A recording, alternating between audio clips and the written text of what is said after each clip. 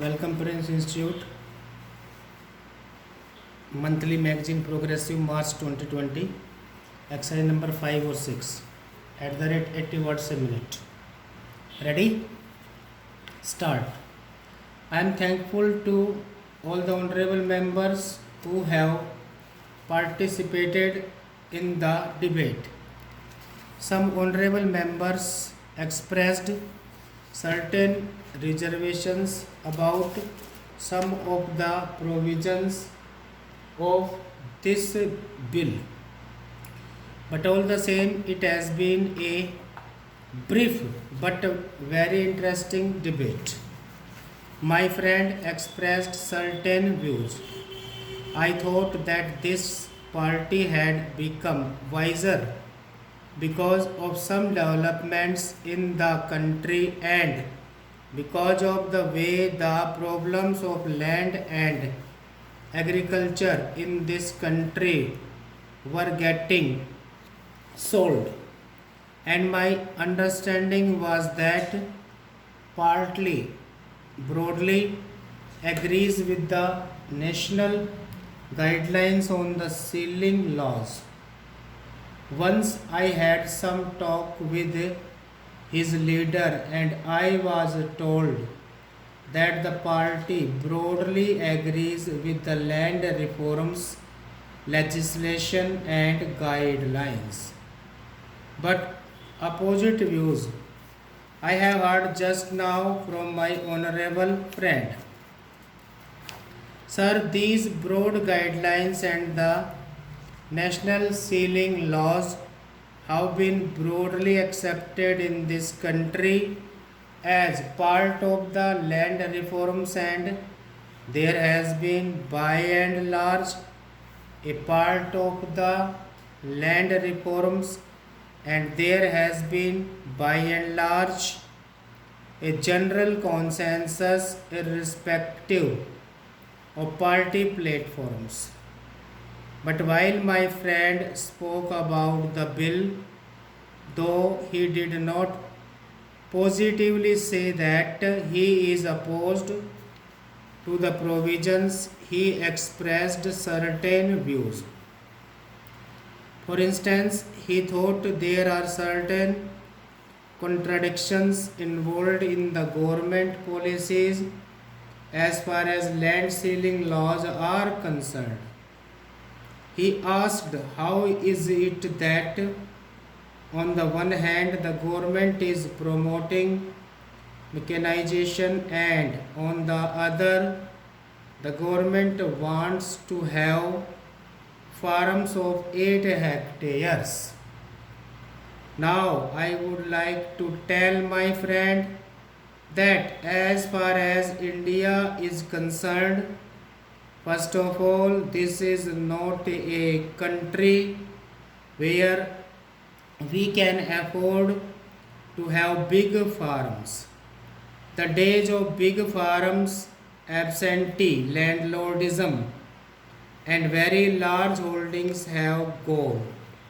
In fact, we can claim very legitimately that one of our very proud achievements is that we have done away with landlordism, we have done away with big landlords and big estates.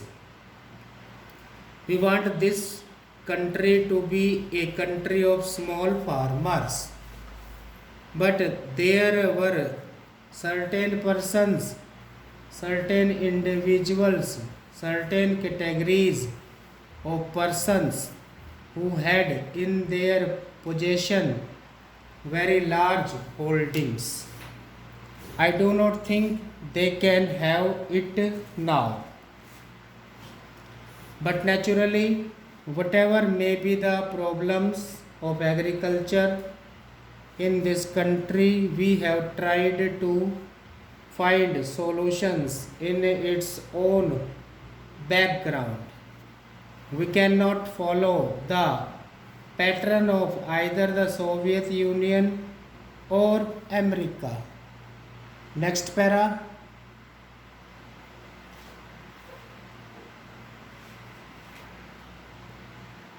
If international experience has any lesson to teach us, it is that even small farms can be productive farms, can be paying farms. For instance, take the case of Japan. My friend may be aware that the size of Japanese farms is less than the average size of our farm holdings, but even then, they are highly mechanized and they use small tractors and power tillers. So, there is no basic contradiction. On our scheme of things, we do not contemplate that every individual should own a tractor. In fact, that we are trying to help and support in this country is that tractors and power tillers should be available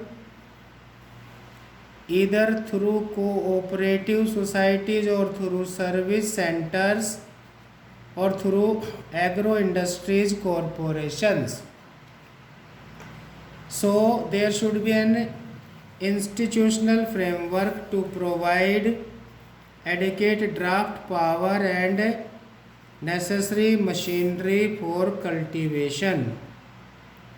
I do think there is any contradiction involved, but we do not think that every farmer should own a tractor. He also made a statement that there is no ceiling on income from business, and why should there be a ceiling on land? This matter has been discussed and debated in this house for over 2 or 3 decades now. The position of land availability in this country or the landman ratio in this country is well known. If a few persons are allowed to have large holdings, it would have created lot of tension in the countryside. It is not therefore in the interest of the country. But I quite concede that it is not possible to distribute land in the rural areas on the basis of calculation of heads. This is the other extreme which we do not want. We do not want wide disparities to prevail in land holdings. We cannot compare the agricultural sector with industrial sector. That has not been the thinking of this country. The ruling party does not have such views. He made one point with which I broadly agree.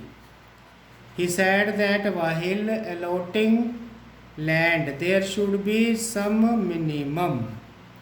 We have advised the state governments that whatever land is allotted to the scheduled caste and scheduled tribes or other landless persons should fulfill the minimum requirement in regard to the size so that they can make out a living from that land. But when the landless persons are so many and demands and pressure are so many, the state government will naturally have to compromise on that, taking into consideration the local situation. So naturally they have to cut down the size of the lands whenever the people are more and land is not enough. I hope the people shall also compromise there. Stop.